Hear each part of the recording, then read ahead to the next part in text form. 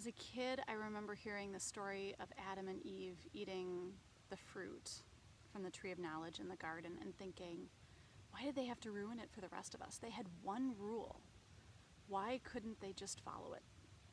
How come our first ancestors had to make a mistake that the rest of us have to live with? I must have thought that I could do better or different. Or I must have wanted a chance to see for myself. And when we hear the story of the fall in Genesis 3 as an ending, we forget that this is a myth and an origin story that gets after what we decide to question and how doubt has always been here, and an active part of our participation with the Creator and creation.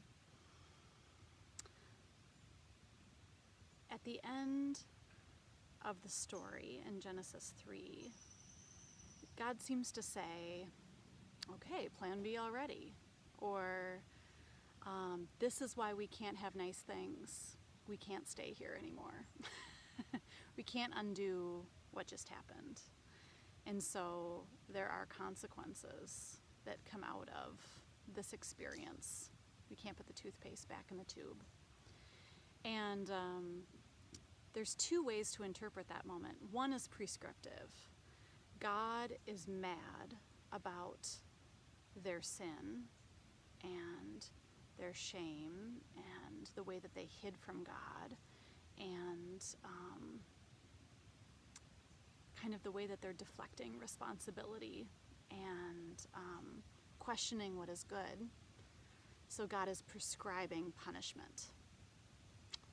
God has a choice of how to react, and God is choosing to send them into exile to satisfy God's jealousy and frustration and to create distance. That's one way to hear the story. Another way to hear the story is these consequences are descriptive.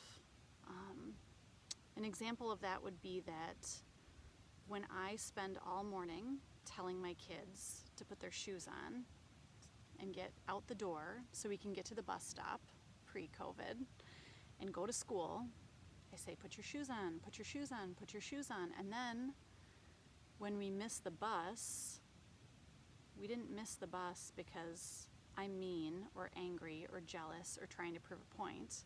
We missed the bus because that's what happens when you don't put your shoes on. Time keeps going, and now the circumstances are different. The consequence is that Mom has to drive you to school. So I hear this moment of leaving and entering into exile as descriptive, and I want to share why. If it were prescriptive, I imagine a God, arms folded, in a huff, proving a point, staying in the garden and telling our first ancestors, good luck out there. You really screwed it up. Hope you figure it out.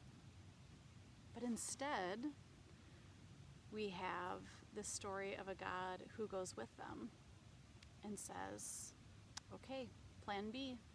If this is going to be about relationship, I have to keep choosing us over and against my urge to be right and have things perfect.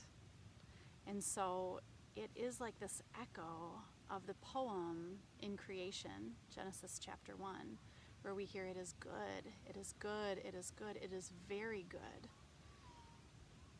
We were never perfect, and perfection was never the point.